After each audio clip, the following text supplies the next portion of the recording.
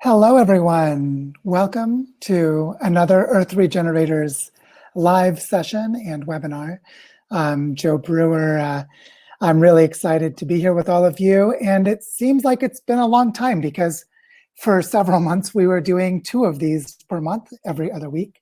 And now it's been about 1 month since we've done one, as we're starting to make some changes in the Earth Regenerators group. And so I'm really delighted to be back with all of you today. Our topic for today is regenerative economics in real life. And as several people are already beautifully role modeling, I'd like to invite you to say hello and introduce yourself in the chat box, and to use the chat box for side conversations, for sharing links to content, and so on. It tends to be a really great chat space and conversational dialogue space during these webinars. For those of you who are new to these crowdcast sessions, I'd like to share that these are given freely in the spirit of the gift economy. They're part of the Earth Regenerators study group, which now has a little bit more than 2,000 people in it, and it's growing all the time. And if you haven't joined, there's a little turquoise button at the bottom of the screen that says join our study group. So you're invited to join, and everything is shared freely and given generously. So there's no need to pay to join or anything like that. Also, the format for these webinars is that I will give a brief presentation, which usually lasts around 30 minutes. And we will have time afterwards for an extended open dialogue that usually lasts an additional 90 minutes. So these sessions tend to run for 2 hours. And so what we're going to do is in a few moments, I will go into screen sharing mode and start a presentation. And this will give us a way to frame the conversation for today and prepare for our discussion. And what I want to invite all of you to do is during the presentation and after, go to the button at the bottom that says ask a question if you have any questions or topics that you'd like to discuss. And if you pose your questions there, you can also vote on other people's questions, and other people can vote on yours. And this is how we will structure the Q&A and the conversation portion of these webinars, is that we will go through the questions, starting with the ones that got the most votes and then moving downward. And usually what I do is I invite the people who ask the questions to come onto the video screen and share a split screen video dialogue with me, so we can talk together about what motivated the questions and what you'd hope to get out of them, and also back and forth as we not so much answer them necessarily as have discussions around them. So that's the basic framework of how these webinars tend to work. And I'm really excited to be here with all of you. I'm calling in from Barichara in the northern Andes of South America in Colombia. And as you can see in my background, of our naturally constructed home in this tropical environment. And my family tries very hard to embody regenerative economics. So in our conversation today, we will have the opportunity to draw on some of that direct lived experience, as well as look at some more conceptual and theoretical issues. So just really excited you're all here. And I think we're about ready to get started. I see more people are introducing themselves in the chat box, and a few more are joining us. So I'm just giving them another moment to come and join us before we start the presentation part of this webinar. Now, one thing I want to share today is that, if I remember correctly, this is probably I think it's the 15th webinar that I've given for Earth Regenerators. And I see Julian is having problems with sound and picture. Maybe if someone can let him know to just close and join again. And if anyone else has problems with audio and video, usually just rebooting your browser, refreshing the tab usually does the trick. So what I wanted to say is that for our session today, I want to go personal in 2 ways as we talk about regenerative economics in real life. And one of the ways will be about how we apply these more abstract concepts to our personal lives, which includes my life as well and my family's life, but also to open up a space for dealing with some of the difficulties of living in most of us, I think, on this call, would probably be safe to say, we're not born into regenerative cultures. And so we're trying to find our way to a different kind of living. And there are a lot of challenges that are involved in that. And that's going to be an important part of what we talk about today. So with that said, I think maybe it's a good time to get started with the presentation portion. And as I'm going into screen sharing, just to remind you, if you have questions that you'd like to discuss, go to the Ask a Question button at the bottom of the screen, and we will use that for our discussions after the presentation portion. So with that in mind, let's go ahead and get started. I'll share my screen now. And here we go. So our presentation today is called Regenerative Economics in Real Life. Now, here's a picture of me taken a couple weeks ago where you can see I have dirt stains on my pants and sweat splotches on my shirt from working by taking a machete and cutting a lot of grass, this is work I'm doing in our community food forest here in Barichara. And what I really want to emphasize are two things in this picture that can start to give a context of the entire presentation. The first thing is that doing real regenerative economics is dirty and messy, and it can stain your pants. It can give you cuts and bruises. So the real world of doing this work is a real human world. The second thing I want to emphasize from this picture is you can see that I'm smiling and I look happy. And I genuinely was happy when this photo was taken. I was doing meaningful work, getting good exercise, surrounded by friends doing similar work, immersed in a beautiful place, and feeling like I was contributing to making a difference to big problems in the world, which gave me a sense of purpose. So I had a lot of things that were going on that shaped that smile that's on my face in this picture. And I just want to emphasize that living regeneratively is really quite a beautiful thing. And so that's something I wanted to share by starting with this picture and helping to give an emotional tone to our discussion today. Now, the next thing, I chose this picture of our daughter Elise as she's adoring a millipede that she found on the ground in the same community park. This picture was also taken a few weeks ago. I share this photograph because for me, I find it very soothing and healing to look into the face of a child when the child is filled with curiosity, filled with love, and is feeling joyful. And I wanted to start with this picture and those feelings because what we're about to discuss has a dark shadow. We're about to start talking about regenerative economics in real life, which includes some of the difficulties, some of the pain, and some of the trauma that makes it really difficult to live regeneratively.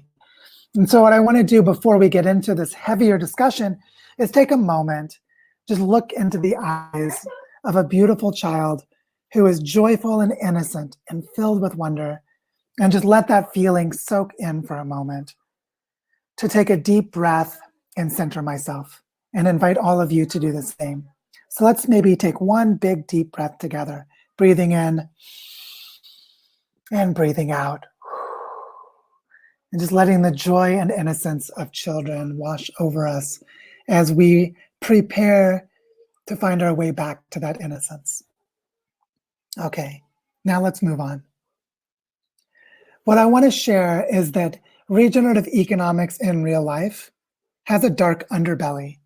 And it has a dark underbelly because most of us who are seeking this way of living are coming from living in colonial and post-colonial worlds, living within empires and civilizations, extractive capitalist economies, places that devalue what's really important, that cause a lot of suffering, a lot of pain, and a lot of destruction.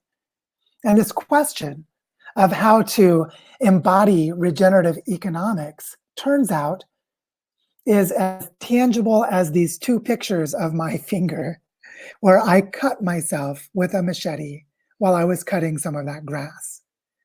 And I gathered some of the grass that I was cutting and wrapped it around my finger to make a temporary Band-Aid. And after a few days, the cut began to heal, but there will probably be a scar on my finger. Now, I'm showing you this image and starting in this way because the inquiry of regenerative economics is really about asking, how do we make the transition from all of the traumas, all of the pain, all of the hardship of being captured by colonial systems, living within them, where we lost our sense of place and we participated in the destruction of the biosphere of the Earth in one way or another? How can we make a transition from that past to a future that has a renewed ability to live harmoniously in place, to bring life and nourishing and flourishing back to landscapes, and to be fully human in a way that this colonial, extractive kind of lifestyle is never able to achieve? I think all of us probably have scars that are metaphorically just as real as this physical cut on my finger. And we're going to need to touch those scars and feel some of the pain of them to do this regenerative work. So here's our question that's going to guide the inquiry for us today. If it is possible to live regeneratively, why can't more of us take the necessary steps to do what is known to do? There are people who have been making the transition to regeneration for decades. There are indigenous people who were always living regeneratively and have never stopped up to this present moment. So it is possible to make this transition. If it's possible, why is it that more of us feel so unable to do it? I chose this amazing photograph of an owl camouflaged against a tree because I want to remind us that the answer to this question hides in plain sight. We just have to relax our gaze, shift our perception, and look at the patterns around us to start to see as the image comes out. Why can't we take the necessary steps to live regeneratively? The answer is most of us experience hidden trauma, cultural pain, historical ignorance, of not knowing where we come from, of being taught that humans are inherently bad, many of us having a lot of abusive, neglectful, and violent experiences with other people, and a lot of us having a very common experiences of not being able to get along well in groups and not being able to move toward common goals together. And what I want to stress here is that this widespread cultural trauma is so widespread that while it's not entirely invisible, I think that it is less visible to most of us than the reality of its existence. And what I mean by that is there's a lot more cultural trauma than most of us are able to see. And this cultural trauma is what makes it so difficult to take the steps to live regeneratively. Now, I posted this image on Facebook last week and on the Earth Regenerators study group a few days ago to promote this event. And I just want to talk about this for a moment. It is an empirical fact confirmed by genetics and anthropology, as well as Earth history. This is a fact. All humans alive today, myself included, and everyone on this call, all humans alive today are descendants of indigenous cultures. All of us come from a hunter-gatherer ancestry that spans at least 97% of human history, going back several 100,000 years, possibly longer. Yet most of us have no idea where we're from. We have no clue. I grew up on a chicken farm, an industrial farming operation in Southwest Missouri, in what's called the United States, which emerged through a history of cultural genocide of Native peoples on the American continents. Now, I came to learn about this cultural genocide of the people in the Americas, but what I was not taught is that my own ancestors, somewhere back in time, are victims of cultural genocide as well. So if I go back to my ancestors, I'll just use my mother's side of the family, because my mother's grandparents came to North America from Italy. So I came from Italy on my mother's side of the family. People in Italy and in that southern region of Europe and the Mediterranean, many of these people were several thousand years ago who were conquered and assimilated into the Roman Empire. So it's possible, and I do not know, it is possible that my indigenous ancestors were the victims of cultural genocide during the Roman Empire, several thousand years ago. Now, here's the thing. I have no conscious way of knowing what that history is.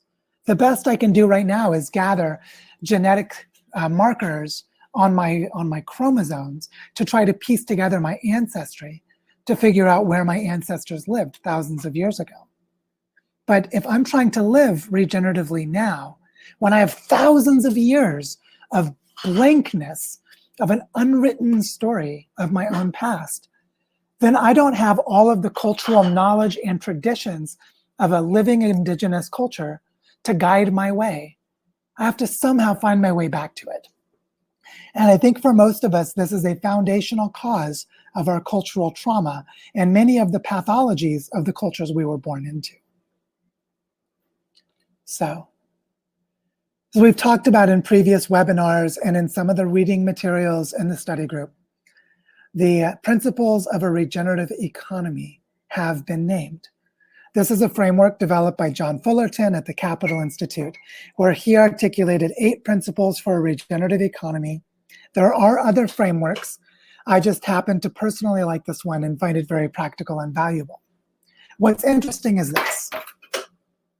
It took John Fullerton 15 years to name these principles, but now that he's written a document about it, naming them from the document is really easy. In 5 minutes, using this graphic, I could explain all 8 principles to you.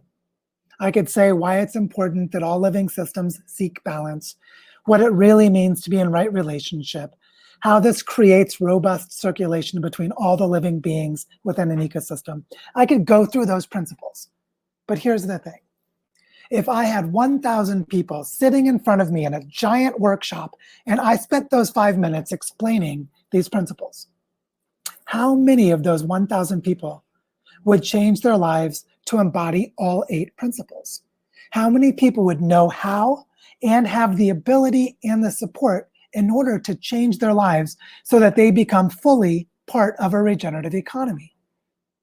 The answer is probably very few. Maybe 5 of the 1,000 people, maybe 10. Generously, if we have good supports, maybe 50. But it's very difficult to imagine that it would be 600 or 800 of these people. This kind of social change is really hard. And this is what we're talking about learning how to do. So let's say we had those 1,000 people and they're starting this change process, or like probably everyone on this call today, have had their own awakening from some other history in your own lives. That you awaken to the need to live as part of a living system, to find harmony with the rest of nature. Well, the thing is, those of us who awaken to this need for change very quickly find ourselves isolated and alone within the dominant cultures of our societies. And this is because most of us are developmentally harmed by traumas. What I mean by this is during key moments in our development, in our lifetimes, we experienced suffering, pain, or the absence of nurturing that have been embodied in us.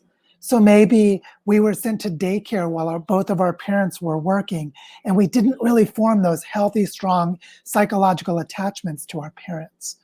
Maybe we lived in nuclear families and barely saw our grandparents, so intergenerational patterns of elderhood and wisdom were not given to us. Or maybe any number of other things that developmentally harmed us, meaning normal humans here meaning those who grow up in hunter-gatherer societies.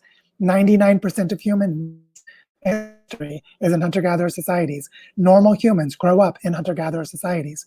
Most of us didn't, and we have developmental challenges in our social capacities, in our psychology, in our emotions. that get in the way of us doing this work. These developmental harms can get activated by us or by those around us as we're trying to change our lives. So think about this for a moment. How do most kids learn how to ride a bike? Well, most kids learn how to ride a bike because there are adults who know how to ride bikes. There are bikes and there are clear, flat paths that bikes can be ridden on. And the adults give mentorship and guidance and a safe space for children to try to ride the bikes, to maybe fall down and get little bumps and bruises, but not big ones. And there's a developmental learning process where gradually, whether they use a balance bike that doesn't have pedals, or they have the training wheels that help balance the bike for them, or the adult is holding the handlebars, there are social supports for developing this skill of riding a bike.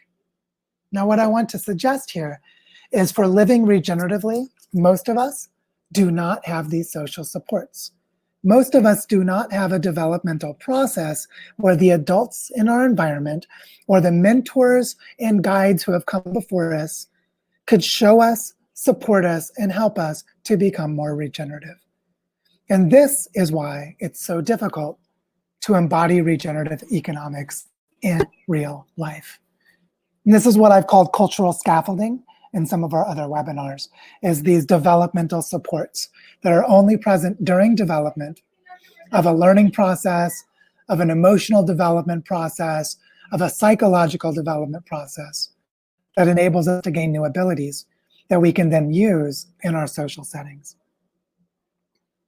So, regenerative economics in real life requires that we create these social supports so we can learn how to live regeneratively. This means role models, people we can look to and imitate and learn from that can teach us things we don't know ourselves because they have done more of it than we have. We need demonstration sites, places to visit.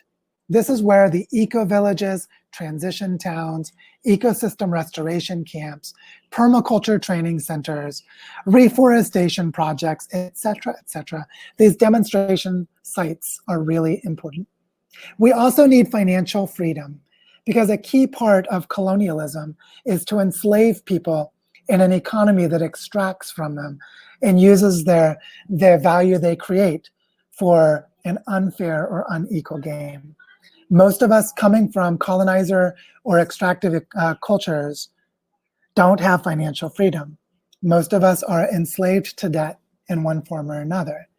So we need the ability to have sovereignty and make choices for ourselves in the absence of participating in colonial systems. We also need healing and we need forgiveness. We need to forgive ourselves, we need to be forgiven by others, and we need to be able to forgive others who have done harm to us or done harm to things that we love. And of course, all of this is about developmental guidance, helping us to develop and grow in this direction with the supports that we need. And we need to do all of these things embedded within the regenerative principles that I just mentioned from John Fullerton's work, or similar regenerative principles. So we need to have role models that seek balance. We need role models that honor community and place. We need healing and forgiveness that creates robust circulation within our communities, and so on. So, most of us suffer from a kind of developmental trauma. We didn't grow up in nurturing communities, and so we can be forgiven for not knowing how to live regeneratively. We can be forgiven for doing harmful things as part of the extractive economies as we're learning how to do this. This is really important. This is probably the biggest barrier to making the transition, is the ability to accept and forgive ourselves for the reality of our predicament, that most of us don't know how to do what we need to do. And we need to learn together while we still stumble and falter. So I made this slide to start to show us how this might work. If we take the principles of a regenerative economy and apply them to our relationships to each other, one thing might be that we might find a friend, a collaborator, a mentor, a spouse, a romantic partner, people who help us to have empowered participation in regenerative projects. all the while seeking balance with each other, with ourselves, and through those projects with the land and with the larger ecosystems that we're trying to do regenerative work within. If we do these things, if we can create an empowered way to participate while seeking balance between the various trade-offs and tensions that are involved, then we can enter into right relationships and figure out what that means. Right relationship sure sounds like a loaded term because we haven't specified what it means. But as we participate in an empowered way, seek balance and harmony in our relationships, we move toward a better understanding and a better practice of right relationship. By doing this socially together and ecologically in our landscapes, we create the conditions for robust circulation, for the flow of value and the flow of life across our communities and our relationships, across our business models, our families, our local economies, and the environment that we're a part of. And all of this enables us to become more innovative, enables us to become more creative and adaptive, more responsive to change, more helpful and nurturing rather than reacting and crippling. So you can see that the principles of regenerative economy, they're interpersonal. They're about our relationships to ourselves and to each other, well before they're about the land. But as we learn to relate to these things with the land, we also can apply the same knowledge and skills to each other. So it goes in both directions. True regeneration is about cultural regeneration to enable Earth regeneration. We're practicing Earth regeneration while we heal enough to do cultural regeneration. The two are absolutely essential and are part of the same larger process. Okay, this is real. I took these pictures 4 days ago, 3 days ago. Just earlier this week, I took these pictures as a group of us got together and dug a contour swale, which is just a canal where the bottom is at the same level. So as water enters it, the water will sit there and absorb into the ground. And what I want to emphasize here is that we are practicing being in relationships between adults and children, being in relationships between indigenous people from this local region and people from colonial cultures who came from afar. In this photo on the right, my friend Juan, who's swinging that pickaxe up in the air, he has spent a lot of time with the Kogis, with an indigenous group to the north in the Santa Marta Mountains of Colombia. And he comes representing an indigenous perspective that is still intact. Whereas the rest of us in this photo are more mixed about how much we've been immersed in indigenous cultures. Also, we have a robust circulation of action directed toward a common purpose. In this case, creating a canal to receive water. So what's interesting is you can see that the regenerative work on the ground, building a water retention system, directing water into it when it rains, and directing it toward the trees of our forest, those are all material outcomes of what's actually the important work. The important work is shared purpose, cooperation, trust, kindness and generosity, helping each other, showing up, being motivated, having commitment to follow through on these actions. All of these social aspects are what make the human economy work. So the regenerative economy is embodied in all of those aspects of our relationship to the work. Also, as I was just saying, at the heart of Earth regeneration is this ability to share, trust, and work toward common goals. Look at this picture where all of us together are swinging pickaxes to dig a circular canal. This picture was taken about 2 months ago. And what I really want to emphasize is you can see the circle.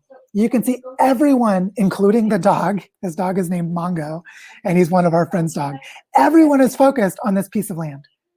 But that's what's important. Our shared focus, our shared purpose, our shared action is what is building the water retention system. So if I were to ask, how did the water enter this land?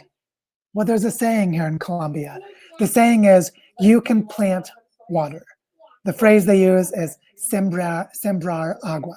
To sembrar agua, to plant water, you have the community come together. If the community does not come together, the water will not arrive.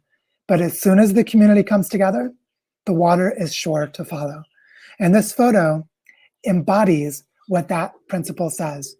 As a group of people came together to plant water, we were able to have shared purpose, shared focus, shared intent, to trust and cooperate. And guess what?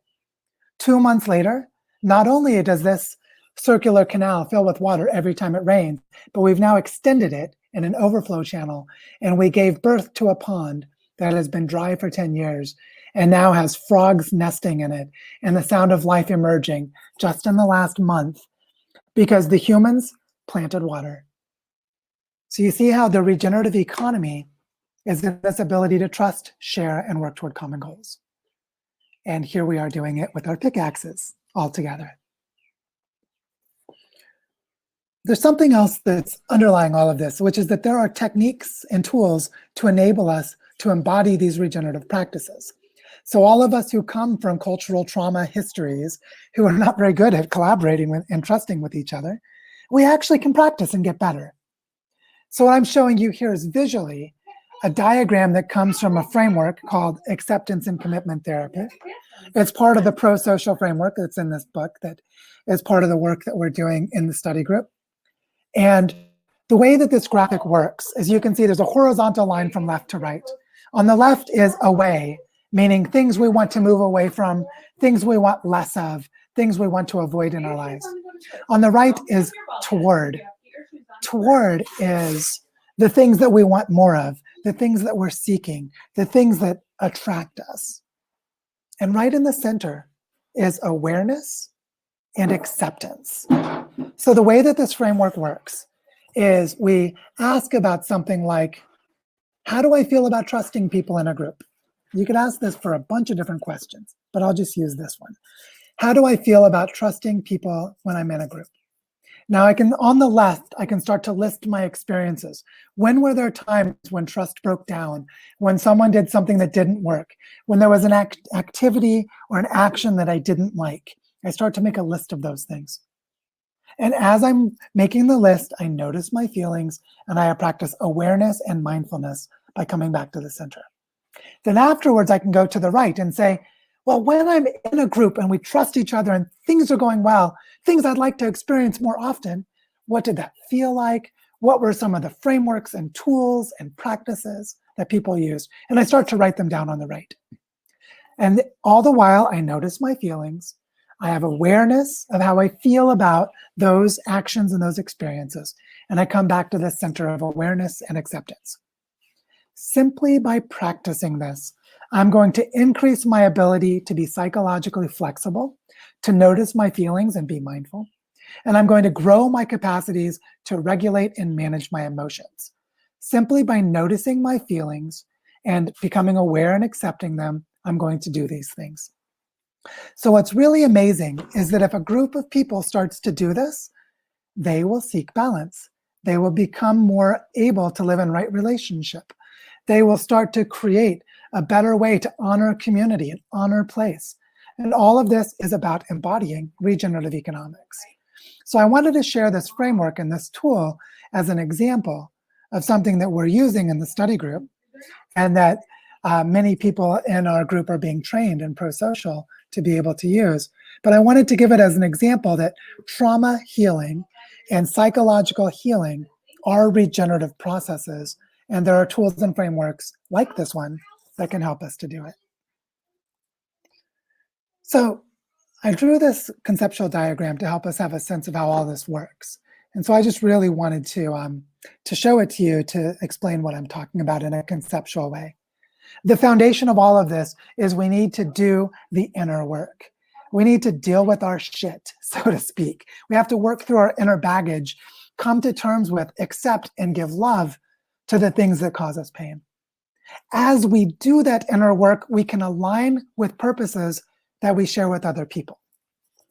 By aligning with purposes, like my wife and I moved to Barichara to be part of a school for children that teaches eco-literacy. We aligned with the purpose of educating children about nature. This is an example.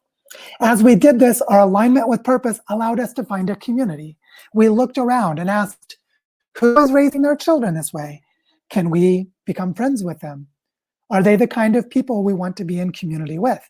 And as we did this inner work of coming to terms with how we were parented, how we want to do it differently, and how to bring that forward into purposeful living helped us to find a community. As we found this community, we've been practicing these things and we're becoming more skilled over time, which means we can now become a cultural scaffolding or a social support for other people. As part of this community, we become a community of practice. And this enables us to help other people to do the same thing. Now, here's the amazing thing. The same pathway of inner work to aligning with purpose, finding a community, and creating social supports for others. This becomes like a root system for growing a community and a grounding in social context that is inherently regenerative. But it also creates a new foundation on which to build. So as each of us goes on this path on our own, probably without very much social support for most of us, we're able to repeat the process for other people by role modeling, mentoring, guiding, creating social supports, and creating safe and wholesome spaces to develop. And it is this ratcheting up that allows us to spread regenerative practices and bring more people into regenerative economies. So regenerative economics in real life is taking these pathways of development for ourselves and our families, and then bringing the social supports of doing this to other people. This is how we join regenerative economies, and this is how we create regenerative economies. But remember this, most of us don't know how we came to be born into the most destructive cultural system in history. Most of us are participating in a globalized economy that is creating a mass extinction event and threatens humans with extinction as well. And because most of us don't know how we came to be born into it, most of us don't know that we are awakening midway through a very long story. The story has a very long history, and if we do our part and create regenerative economies, it can have a long future as well. We really need to practice, just like with that horizontal line. Look at the things we've been moving away from throughout all of our lives. Look at all the things we're moving toward, but each time come back to awareness and acceptance. Practice compassion and love for our own limitations and for the limitations of those around us. And in this space, we can truly build these regenerative economies. And the key lesson here is that we need to learn together how to do this, how to live regeneratively. And we have to do it in the midst of a planetary scale collapse that was written about extensively in my book and is part of the discussions in the study group, that we are in a time of immense and unprecedented change when the stress and the trauma is just going to get triggered and accentuated and more difficult for a lot of people. And it is in this time that we need to cultivate our own inner healing for the flexibility of our psychological responses, regulating our emotions in healthy ways, and creating trust and cooperation with each other so that we can become buffers and islands of security and stability for regenerative work during this extended multi-decade period of planetary collapse. The key to all of this is teamwork. We need to be able to work together with other people, and this means we need to know how to cultivate healthy forms of human development, which is what regenerative economics is actually about. It's about developing our human capacities to engage socially with others, to have healthy emotional responses, to have healthy ethical frameworks, and to have the tools and abilities to govern ourselves together as groups of people. We need to be able to work as teams. Also, the heart of it all is connection. Reconnecting to ourselves, reconnecting to land, reconnecting to each other. And from these connections, knowing how to nurture a deep love of the places where we find connection. Just as these trees have formed such deep roots that they can cover over the ruins of ancient civilizations, we need to regrow the roots back into the earth of our human origins as people living in sacred relationships to land and in harmonious relationships to our surrounding environments. If we learn how to nurture this deep love of place, we will be able to come back to the connection again and again as we forget and lose sight in our future reenactments of trauma. So my family is on this path. We've been at it for quite some time. And the foundation of our path is a shared life of purpose. My wife, Jessica, and I have done the inner work of finding our values and creating a sense of shared purpose and intention. And that guides how we make our decisions as a family. So for years now, we have explored, we've had failures, we've had, back alleys that go nowhere. And eventually, as we've struggled and tried to do this work, we have grown enough that we now are able to seek right relationship. Now, does that mean we do it perfectly? Absolutely not. But we're better at it than we were before. And it's taken us a long time to find community. We found community in Barichara this year after being on this journey together for 17 years. So it's a long and slow journey without the social supports. And what we need to do is speed up that process for other people as each of us learns how to do it. I also want to just say, as I start to wrap up the presentation, that as we walk this path, it's so important to remember two things. It's very enjoyable to walk the path with other people. And as we walk the path, we are going to discover vistas of beauty that we had forgotten were possible. Here's a hike we did a few years ago in the North Cascades mountain range in Washington State in North America. And you can see that walking among these precipices of rock and these high mountain valleys is absolutely beautiful.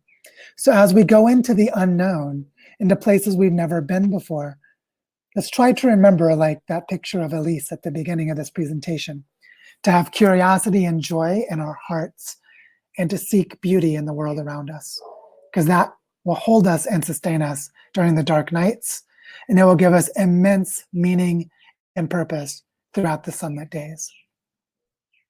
So, in wrapping up, regenerative economics in real life, it's about being real people, doing things in real places where there's very real human drama.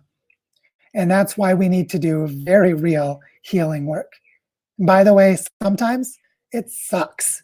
Sometimes it's miserable. Sometimes it's scary. Sometimes it's awkward. Sometimes it's embarrassing. But this is the only way.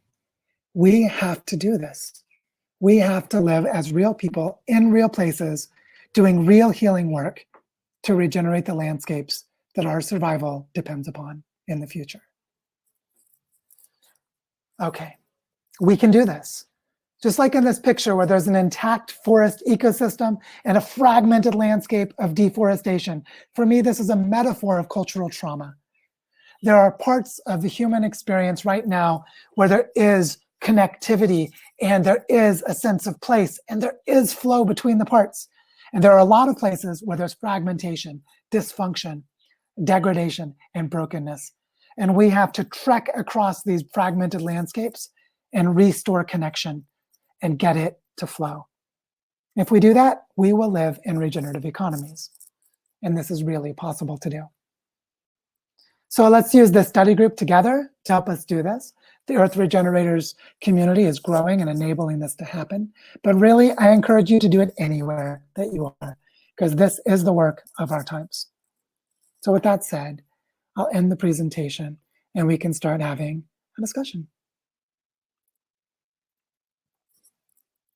So thank you everyone for following along. I hope that the presentation part was really able to be engaging and to help. And what I want to start to do now is to invite a discussion using the Ask a Question button at the bottom of the screen. So if you would like to ask a question or vote on other questions, please do so now, or do them, pose the questions in the discussions as you feel motivated to do so. And what we're going to do is I'm going to go through the questions and invite first the questions that get the most votes. And then also, I will invite the person who asks that question to share a video screen. So if you are the person asking the question and you don't want to be on the video screen, or for some technical reason you're unable, just post a little comment in the chat box that you're not able to join. Otherwise, I hope you are able to join and we can have a conversation about all of this. So let's get started with some of these questions. Looks like the top voted question for right now comes from Jill. And Jill is asking, Jill, I'm going to invite you into the screen and hopefully you can join me. Jill is asking, as a single child-free woman, I guess it's easier for me to take some risks in with employment and sustainability and regeneration as I have no dependents. But as a flip side of that, I'm not working within a group am more vulnerable to failure. The question is this: do intentional communities always fail? Well, Jill, I don't know if you're able to join the screen or not. I'll send the invite one more time just in case. But hopefully you're able to join me. And while we're waiting, I will say that the research on intentional communities is pretty mixed. And what we've seen from the evidence is that the majority of them fail. And I think it's largely for the reasons that I was mentioning in the presentation, which is that most of us never really learned how to be in community, and it's a skill set. It's like, doing exercise and building your muscles. You need to cultivate the ability to do certain things. And I think a lot of us didn't get that training and didn't get that experience. And so a lot of us are really bad at being in community. So a lot of them fail. But a lot of them succeed, a minority, but still there are quite a few that do succeed. And this is another thing that Pro-Social offers, is the framework of Elinor Ostrom and her work on managing common pooled assets, which every intentional community is a commons that people pool together and try to manage. And what she found is that there are criteria, 8 core design principles, that show how to live in community and have it work. And so what I would encourage for everyone is anyone who wants to know more about intentional communities, look up Elinor Ostrom's core design principles and think about any community you've been in, whether all 8 of those principles are working or not. And as an example, shared identity and purpose is one of them, but also fair and rapid conflict resolution is another. So you can see that these criteria are really important. And we've probably all been in settings where they weren't being met. So Jill, I'm not sure why you weren't able to join, but I hope that answers your question at least well enough for now. And what I want to do is go to the next question, which is coming from PJ. So PJ, I'll invite you onto the screen. And PJ is asking, can you speak more to the discovering of our indigenous roots? My father's side is all from Ireland, so I've been trying to find our indigenous roots there. I would like to hear about how this discovery of my indigenous roots could help inform my current situation in this space and time. Well, PJ, for some reason, it doesn't seem like it's letting me invite people onto the screen. I don't know what's going on there. It could be a technical problem with Crowdcast or with my internet connection. Maybe you'll be able to join me. One thing I want to start to say about finding our indigenous roots is that there is a problem that can emerge. The problem is the presumed knowledge of our past that we project as a social norm onto our present, which is, hey, PJ, how's it going? Are you there? Good. Yeah, sorry, I'm on my phone, so I think it had a little bit of difficulty. Can you hear me? I can hear you, but the video is all blurred out. But all right. But we'll make it work. We'll make it work. Yeah. Oh, are you still there, or did you drop out? Yeah, I'm still here. I just turned the video off just to make sure the connection's better. Yeah, let's start talking about this. I was about to say something about sort of projecting a false history of our ancestry onto the present, or learning the wrong lessons. But I want to stop and hear from you a little bit, so it's not just me talking the whole time. Tell me a little bit more of what you were thinking with this question, and maybe about your own personal journey of trying to reconstruct your family's history. Yeah, I guess I'm trying to think about how, because I mean the history of Ireland and the where we're from in the west of Ireland in Connemara area is back, if you trace it back to the Celtic indigenous, I mean, it's pretty a different landscape than where I live right now, which is in the Dakota land of Minnesota. And I'm just, I find it healing in a way, and life-giving to go back and trace my ancestry and learn about how they operated there. But it's a very different place, and it was a very different time than where I am now. And I'm just wondering if you've done similar work, or anybody else has done similar work. What is sort of arisen for you, and how you've been able to apply it to your current situation, and things that you found helpful. Because yeah, going back and learning history and all of this is great to learn where we came from, and there's probably some healing dynamics to that, and the healing of the cultural trauma. But like you said, I don't want to project where that is from and where I am from to what the people here have gone through, and the real, nasty cultural genocide that's gone on in Minnesota and in this region. Yeah. Well, one thing I'd love to do is just invite anyone who would like to post us comments in the chat box answering PJ's question. If you have experience or insights or links to references about how to come to terms with our own ancestral histories and our displacement, our movement from those landscapes to other ones, because I think that might be very valuable to, if anyone has those at their fingertips, to share them in the chat box would be really wonderful. I think you've hit on two really important things, PJ. One is this disconnect of ecology, that the landscape you're in now is different from the landscape you were in before, which also holds not just in space, but also in time, that the climate and the ecology of landscapes have shifted. So you might be in the same place as your ancestors and still not be able to do what they did, because we need to adapt to the current climate and ecology of the present as well. So it's sort of, in both ways, that's an issue that makes this really complex. And the second thing you were saying that I really resonate with as important is that while there is a lot of healing in reconstructing our own histories, there also can be a form of, I might call it neuroticism, that might come up, where we might get caught up in trying to heal ourselves in a sort of self-serving way that distracts us from doing the real regenerative work, where we may not get to the place of doing what needs to be done because timing really is of the essence. And so there's this element that's really delicate in that I don't think has any specific answer. I think it may have 1,000 different answers, but there's something about how much time do we spend learning how to be bioregional where we are, and how much time do we spend reconstructing our own history is a sort of example of the limited amount of attention that we have and where we put our energy, which is an element of this that I think warrants more discussion. What do you think about that? No, I like that. And it sort of, I guess it just validates sort of my approach to this. Like I definitely want to learn about the history, and I just think it's great for the connection between me and my grandpa, especially because he's all about our family history.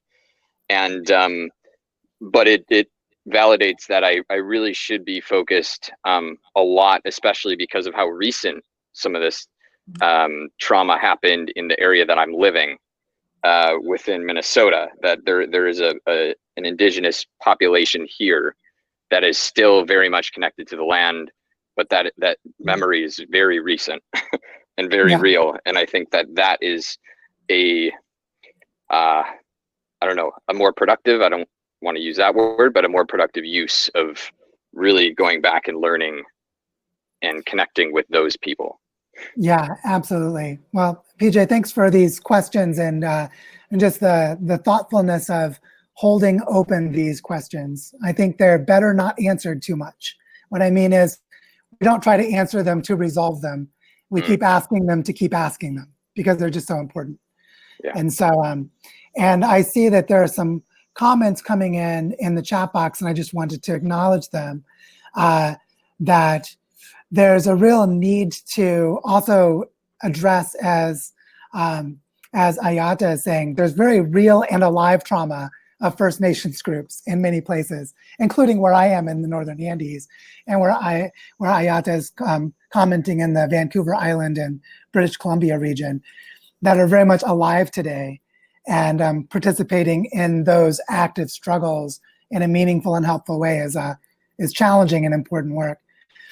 And also, as Merritt is saying, that it can be helpful to connect with people who have really done their due diligence of trying to reconstruct those histories, like with the Druids as an example, where a lot of the knowledge may have been lost, but some of it has been recovered in a robust way.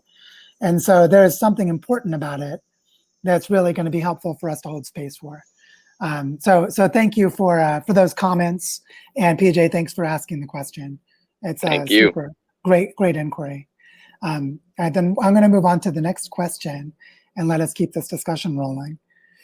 And let's see here. See the next top voted question, where is it? Is from, there's one from Graham. Graham is saying, and I see Graham, I don't have the ability to invite Graham into the video feed, so maybe Graham has left the call or for some technical reason you can't. But the question is, in the 8 principles, I don't see experimentation. It talks about innovation and adaptive responses, but what about learning to constantly pioneer and not know? Now, what I want to say here, Graham, is, first of all, this is a really good question. And what you're describing is in the principles if you look at the larger framework that it's a part of. And I just didn't go into the details to describe it. So let me take a moment to do that now. And that is to say that, for example, to be in right relationship includes being with right relationship with knowledge, with humility, with hubris, with data, and with a whole bunch of things that have to do with methodological rigor. And so when you get into this aspect of epistemology and knowledge as it relates to seeking balance and being in right relationship, that these issues really come to the fore. And so the role of experimentation, as I think about it, is to apply evolutionary thinking to the development of a regenerative economy. And the way that evolution works in its simplest form is that there's a constant experimentation occurring because there is already existing diversity within any culture or within any ecosystem. There's existing diversity of biological traits, of personalities, of institutional models, of all kinds of things, depending on which part you're looking at. And this diversity naturally aligns itself to the selective filtering of those things that function better in their environments. And so natural selection or cultural selection in evolution is about the statistical distribution of existing diversity that is selected forward in time, which is a naturally occurring framework of experimentation. So there's always a kind of experimentation occurring if people understand how the evolutionary process works. And when we apply it to attempts to create regenerative economies, what starts to happen is we can bring the rigor of scientific methods together with the philosophical humility of the open-endedness of complex systems and evolution. And when we start to hold all that together, then our learning process itself becomes a regenerative economy. And this is science at its best. It's wisdom practices at their best. And it's social learning that is self-aware and is mindful. And this opens up to greater levels of adaptive responses, of functional fitness, meaning things actually work, and so on. And so that's like dipping into a very big and important space, but I think it's a very important space. And so I hope that answers it well enough, at least for now. So thanks so much for the question. I see the next top voted question at the moment. And this one again is from Jill. So Jill, I hope you're able to join me this time. I'll invite you one more time. Jill's asking really good questions. Jill's asking, looking at historical cultural trauma, are we all victims of this? Are we not all victims and perpetrators, slaves and masters, etc.? And Jill, I see that you might be able to join me, so I'll wait to answer, hoping that you're able to give some of your thoughts before I give some of mine, because this is such an important question. Hey, Jill, are you there? Hi. Hi, yeah. Lovely to see you. Yes. You have hit on one of the most important questions for today, I think. So I just wanted to invite you to share this question in the context of what was motivating you to ask it, and maybe what you were feeling during the presentation that might have prompted it as well. But tell me more of what you were thinking here. I really want to learn. Well, firstly, can you hear me? Yes, I can. Yeah, okay. So I think I've become very aware recently from stuff that's happening on the news, that there's a lot of people who are feeling like they are victims, and there's a lot of blaming. And to sort of go back to historical cultural trauma, if you go back as far as you possibly can, then at some point we realise that we've all been victims of that, and that we're also the perpetrators of that on another group of people. And I think what's really important is to kind of become aware that those are things that have happened in the past, and we don't need to take the blame for what happened in the past. We need to take responsibility for what's happening now. We can be a victim and a perpetrator at the same time. It's not all black and white. It's just about holding something and not being totally reactive to it. It's about being responsible. Taking some form of responsibility for our own actions, but we don't actually have to react emotionally or physically to that. It's about some level of maturity, I think. Yeah, this for me relates beautifully to that acceptance and commitment therapy tool. That horizontal line with away and toward. Yeah. And acceptance is in the center. And the thing about acceptance is it's a polarity, which means it's a paradox. It's something that has competing truths that can both be true, and even when they contradict each other. And I think this capacity to be in psychological and emotional paradox exactly like this is one of the key skills. It's one of the most important. And the one thing I think some people might take issue with in what you said, some people might say, I'm part of an indigenous group and I'm actually not a perpetrator, and that might be true. So that's the one part that there would be some people who could, in a very reasonable way, say that and be correct. But I think in general, what you're saying is broadly true or statistically true, meaning for the vast majority of us, we're participators as perpetrators and victims. And this is a nice example of what I mean about the paradox. The expression and the intent of what you're saying is very much right on. And I think that matters even more than the factual content of a little piece that might be slightly wrong sometimes, which could cause a person to completely dismiss what you're saying. And this ability to hold that tension is the kind of psychological and social capacity we're talking about. So yeah. I'm also curious about your own relationship in this to trying to live regeneratively. Like, do you feel like you've had success in some ways? Do you feel like it's been really hard? I'm just really curious because I'm really fascinated. It is really difficult. I can't say that I'm doing anything groundbreaking at the moment, but I can only take responsibility for certain things, for small things, and I'm aware that I take a bus that uses petrol or diesel, and that I can't control everything, but I can take small steps towards trying to live in a more sustainable way. I can't cure everything, but I can do little tiny steps. But kind of how I got to the question about being a victim and a perpetrator is that being a Scottish person, we were enslaved by English people, but we also took slaves from the Caribbean. So that's how I was kind of thinking, are we not victims and perpetrators all at the same time? And that it's important to just really sort of acknowledge that. Yeah, and how many child labor slaves were involved in making one of these? Exactly. It's incredibly complex what we're dealing with. It is. Incredibly. And I constantly spend time in my head trying to work things balance things out.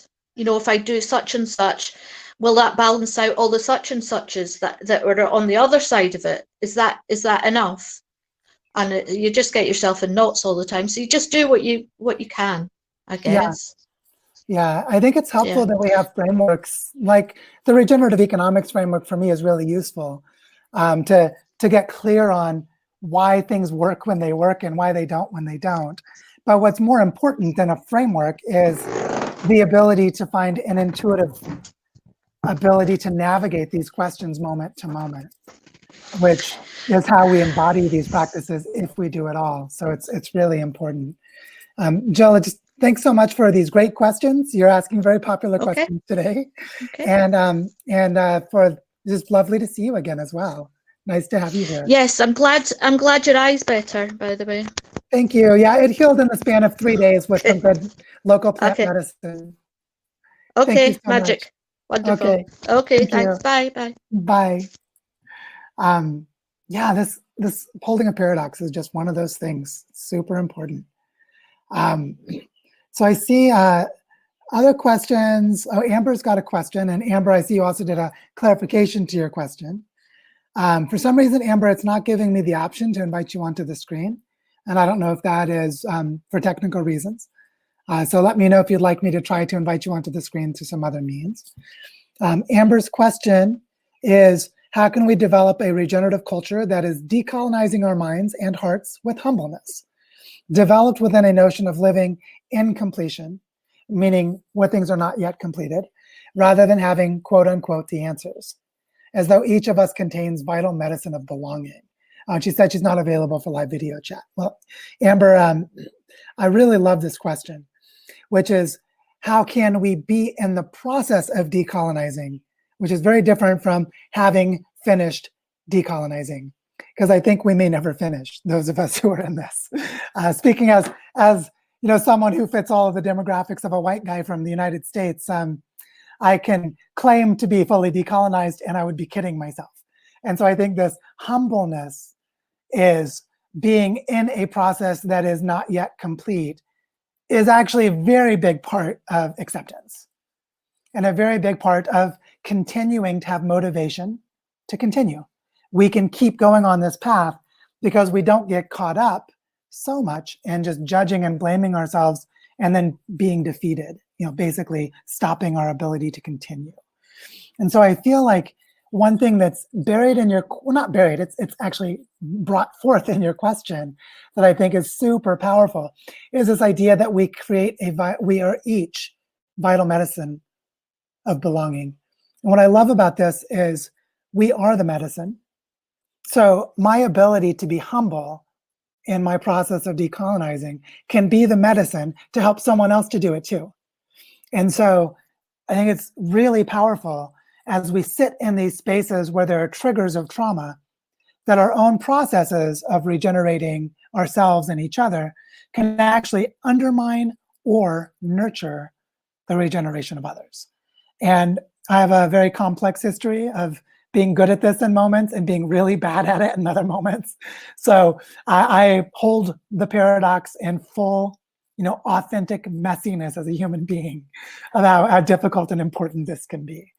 So, so I just love this question. And part of, I think, developing it is in practicing what that ACT matrix does, practicing that awareness of what we want less of and what we want more of, accepting ourselves as we do it, and understanding how to participate with living systems.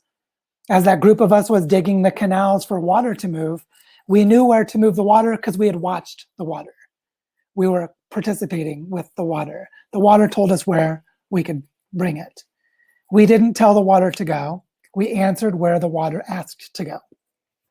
And I think there's a very powerful way of seeking balance and being in right relationship, having empowered participation where the non-human world is empowered as well, and other things like this that help to answer this question.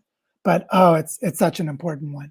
So Amber, thanks for asking it. I hope that's an adequate answer for now. Such a good question. Now, before going on to the next question, what I'd love to do is just take a momentary pause and write a quick poll for us, which is basically, I want to know, how does everyone feel right now? And what I'm asking is, I'm going to write the questions real quick, is this is sensitive and evoking things for me. This is good, and I feel empowered to continue. And I'm going to write a third question because I really want to say, this is a lot to take in. I'm mixed.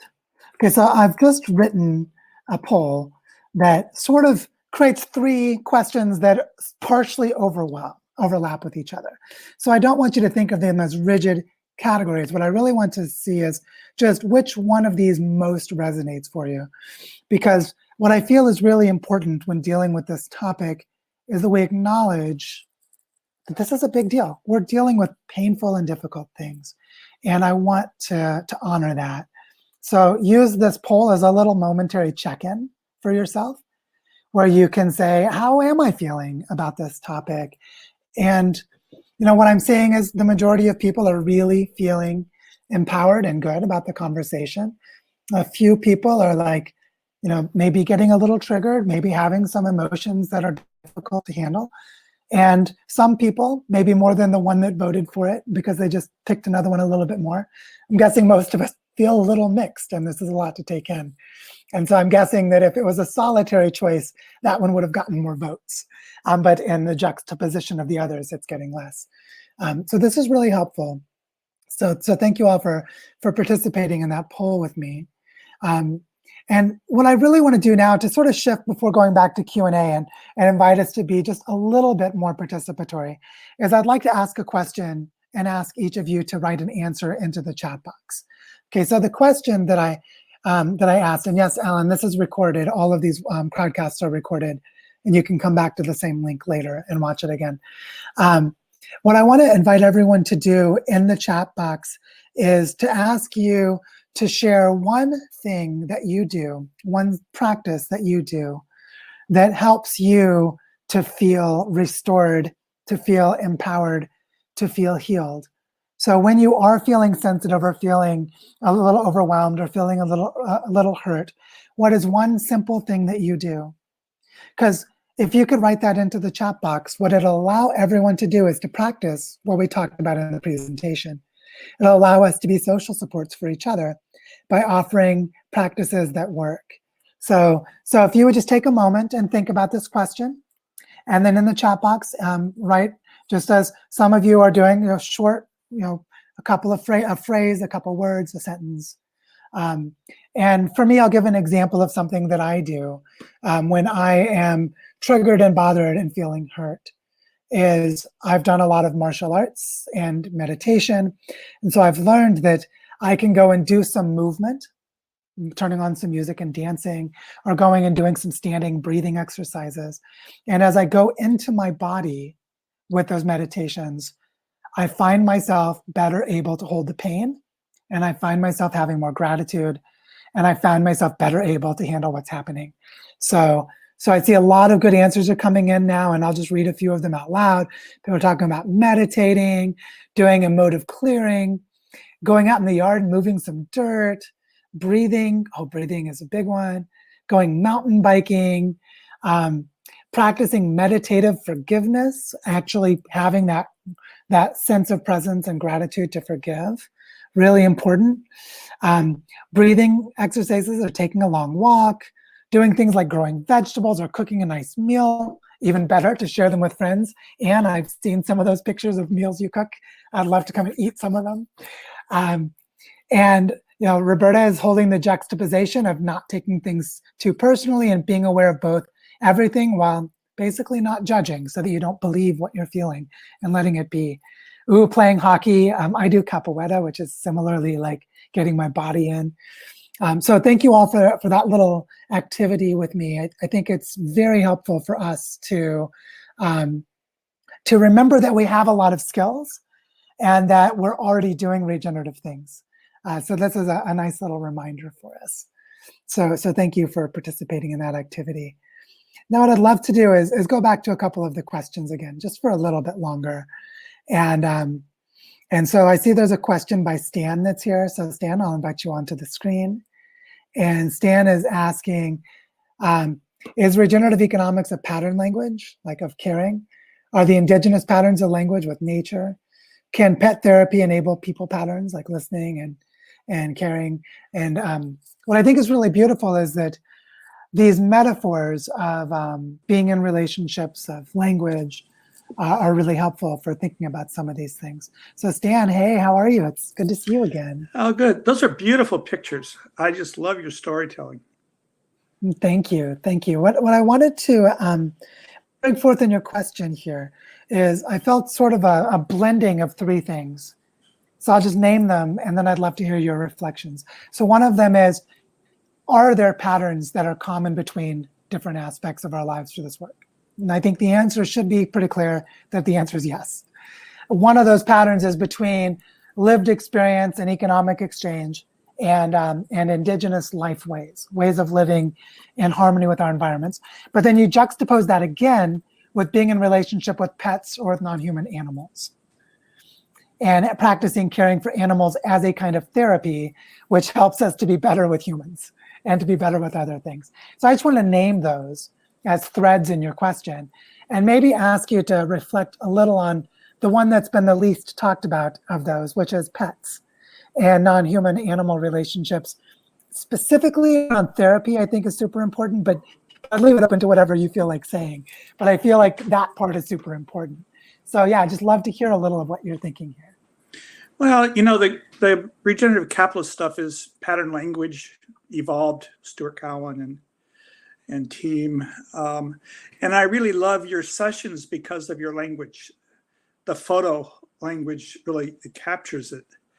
And then I think from an economic point of view, it's really about health, not about carbon.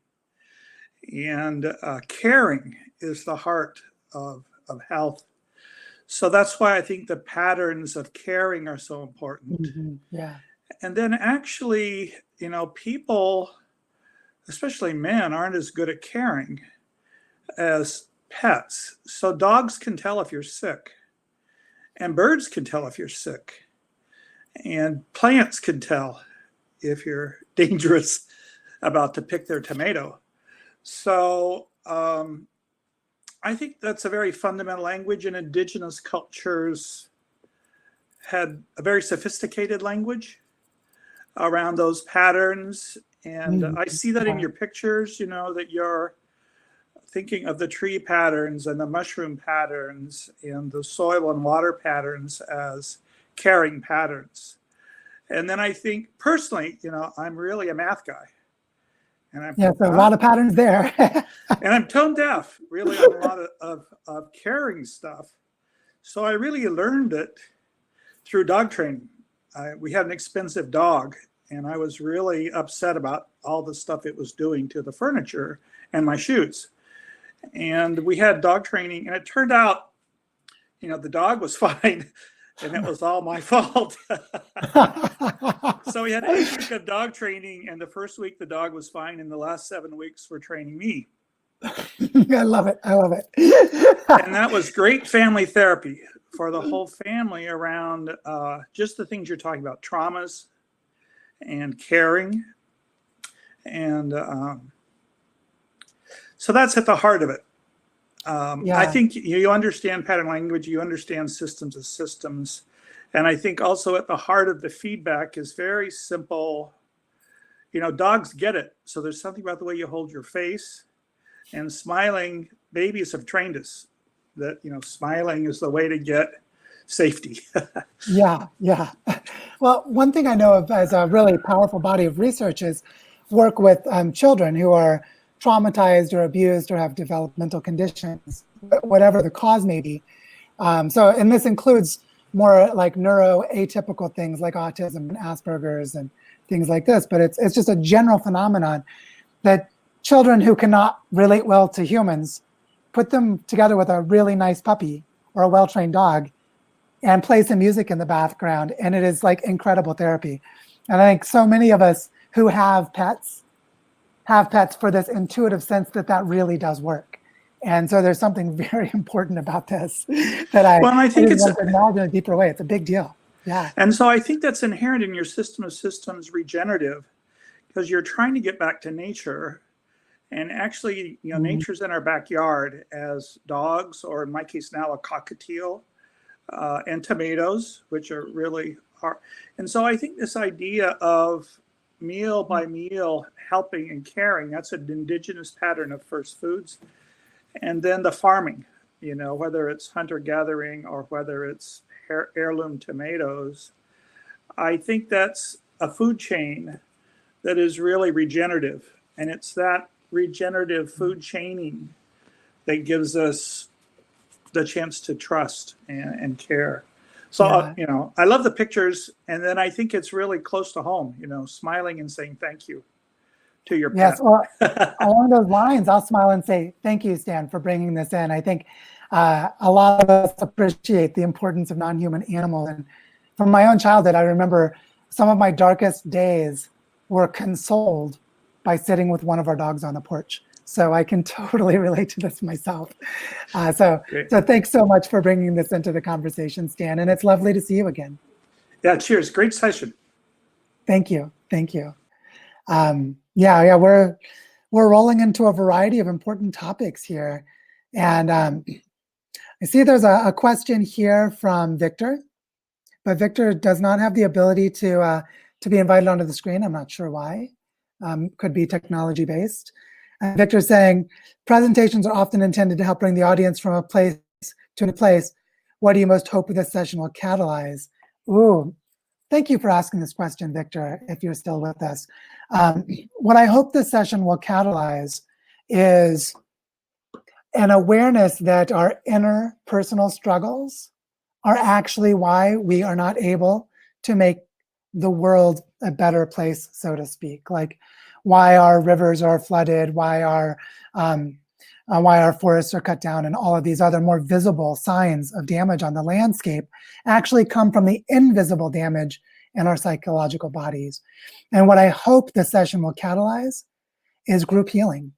I hope this will catalyze everyone on this call and everyone who sees this video later to find or create social supports, or continue, if you already are, to live regeneratively, to try to practice helping to heal landscapes because you're helping to heal human relationships.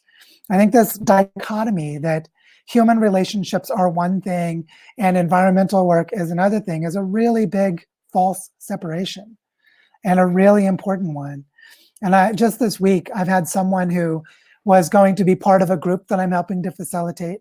Some of you on this call will know who I'm talking about, but I won't name who it is, that decided not to be part of the group process because they felt like they really do better by just being in nature on their own.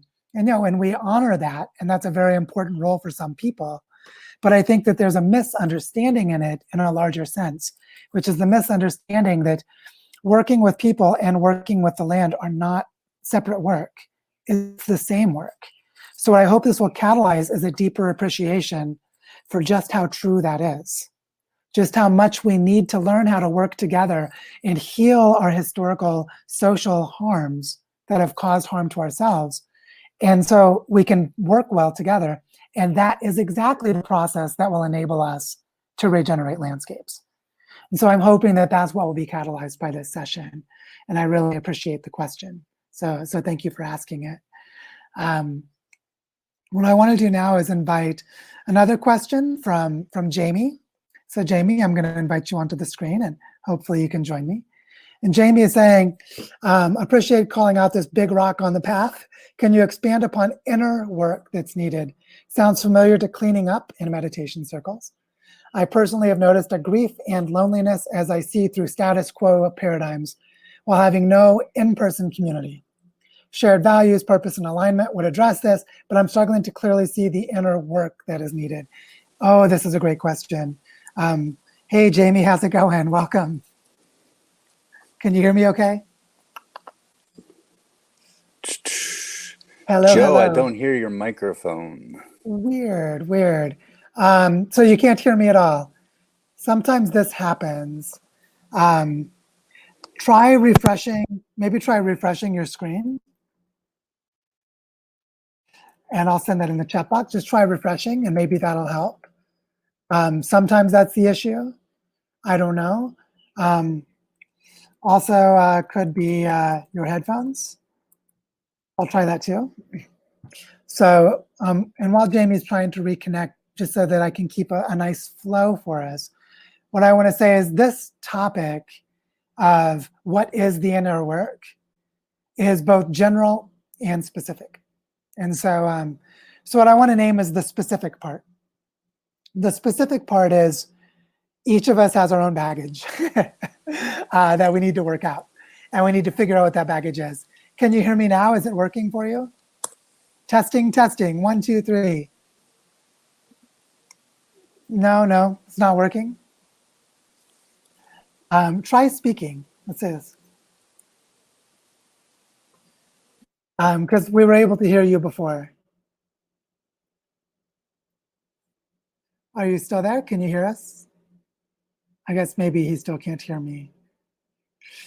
But yeah, so what I think is really important about this idea of inner work, first of all, I intentionally put inner in quotes because inner and outer are less separated than we normally give them credit for. And so it's very important to understand that the inner and the outer are blended together with each other.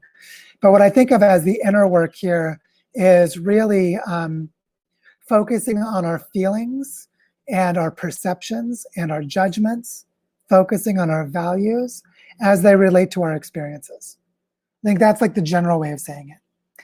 And then the specific way of saying it is that when we enter into a group, that we work on those inner things that relate to the group. So it's not that I need to work on every inner thing that is an issue for me. It's that I might be in a group that's trying to set up. Yeah, Jamie, I don't know what's going on. I hope you can hear me when you close the video screen. But one of the things that I think is really important is to let the development of a group guide which inner work we do. So as an example, I might enter a group where we struggle to get clear about expectations. Or I might be in a group that we're trying to figure out how to resolve conflicts. So we're in a place where that's what's happening in the group. My inner work is what parts of me are problems related to that topic, because that topic is very practical and important for the group that I'm a part of. And so for me, the inner work is this blending of learning how to be in groups and do regenerative work together and letting the group process bring forth my inner work that's related to it. So that as I bring my inner work to the group, I actually help the group to function better. I'm being pro-social. I'm offering a gift. My problems and my struggles are now reframed as medicine in the language that Amber was using earlier. They become medicine for the group. And so I think this reframing is the key, that we all need to work on our inner work in general to help us improve and grow. But the key thing right now is how do we be regenerative together, which is about the inner work related to group processes. And Jamie, I'm not sure if you were able to hear me during all of this or enough of it. You might need to go back and rewatch this part of the webinar later since there were technical problems. But that would be the way I would answer this question. And I hope that's helpful. Also, I'm sorry that there were technical problems, so we weren't able to continue in a dialogue together. Yeah, come back and just recheck it a little later, because I think you probably got the gist if you came in just after leaving the video, but hopefully that's sufficient for now. So I see we're now at 2:30, which is basically, we've been going for 90 minutes. And so what I want to really say here before going on to more questions, so I want to offer another poll and say, should we go for the full 2 hours? This is a question I usually ask and say, yes, keep going, or no, up soon.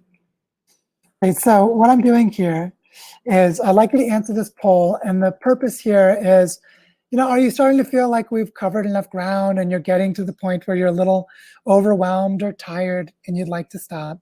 Or are you feeling like, let's keep going and let's just roll with this and do a lot more? And what I'm already seeing in the responses is a bit of a mix. And so, and I really want to be respectful and honor that I care a lot more about our learning process than any presumed length of time for these sessions. So I see that more people are saying wrap up soon than keep going. And what I'll do then is I'll honor that as people are answering this poll, but I'll honor that by saying what I'd really love to do right now is have one more activity in the chat box. And then after the activity, we'll wrap up so that we can maybe be finished in 5 to 10 minutes. The activity I'd like to invite in the chat box is I'd like to ask everyone to share. So take a moment to think about this. Share one thing that you will take away from this session. An insight that you learned, something you're going to think about, something that was evoked that's going to, you're going to process for a little while. But just in the chat box, share one thing that you are going to take away from this session so that we can make visible to everyone else what we're each experiencing. Because I'm guessing we're going to have a variety of things. So if you just take a moment and reflect on that, and then in the chat box, share one thing you're going to take away from this session. And then we'll just start to read each other's responses. I can read some of them out loud. Ryan is saying a mote of hope. Marcus is saying that it is a we, not an I. PJ is saying I'm going to really take away the let the group guide the inner work. Yeah, I think that's a big one. Alan says continue talking with my networks about my inner stuff that's relevant. I think that's really helpful to have a place to productively do this work, as both of those comments are saying. JD is saying the importance of social support. Yes, social support is the work for such an extent. And so it's really, really important. So thank you for naming that. Merritt saying no matter what our individual or social group histories, we each have strengths and we can contribute. And I think this is super important. Everyone has gifts to offer. Everyone has medicine to bring. So Merritt, thank you for naming that. Julian is saying regenerative economics must be embodied in our physical actions and sense making. It is as physical and emotional as you can imagine.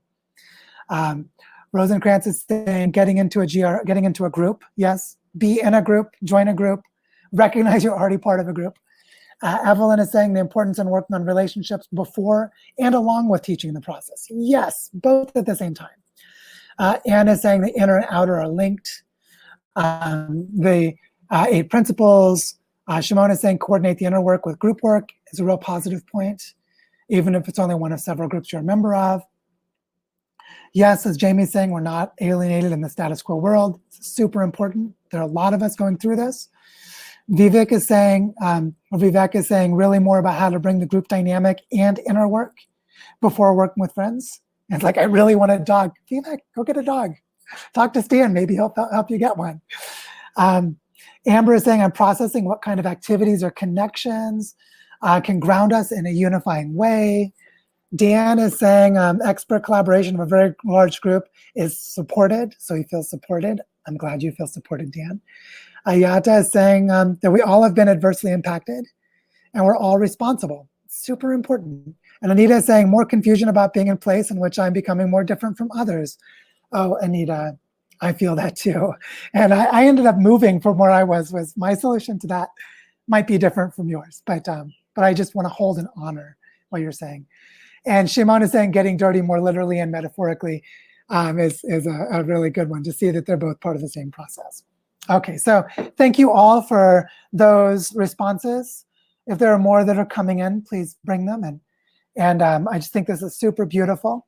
Vivek, if you could, please, when you're creating the notes, just copy the whole chat thread before we close the session, if you're able to do that, to try to catch some of this. I think that would be super useful. And then what I want to do is begin a proper closing. And the proper closing that I'll offer is this.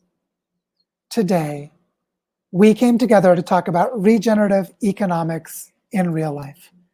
What we mostly talked about was the harms and the pains and the backgrounds that both prepared us and failed to prepare us for this work that we need to do now. And at the heart of all of it is the ability to be supported and to be supportive to each other. And that there are ways of doing this better. A lot of it has to do with acceptance and gratitude and self-awareness and working with our inner struggles together in groups. And that this is the place where the most important work needs to be done. And it's even better if we do that while, reforesting and bringing a river back to life and starting a local food system and these other more visible parts of the landscape. But this is the work. And we've now been doing it together for the last hour and a half, and we will continue to move along doing this together in the study group and beyond. And I just want to really honor and thank all of you, because almost everyone on this call, we don't know each other. So here we are showing a beautiful amount of openness, vulnerability, and trust that is enabling us to do this work. Jamie, I don't know why, but you just jumped back in again, which is okay. And I just want to honor that and say how much I appreciate the way everyone has shown up in this call. And I really honor and I see you for doing that. So thank you all so much. And as before, all of these sessions are recorded. You can go back and watch the replay within a minute or two afterwards. You can take the same link that we're using right now to share with your friends and come back later. And so I just want to say thank you all for being here today. And I look forward to many more conversations moving forward.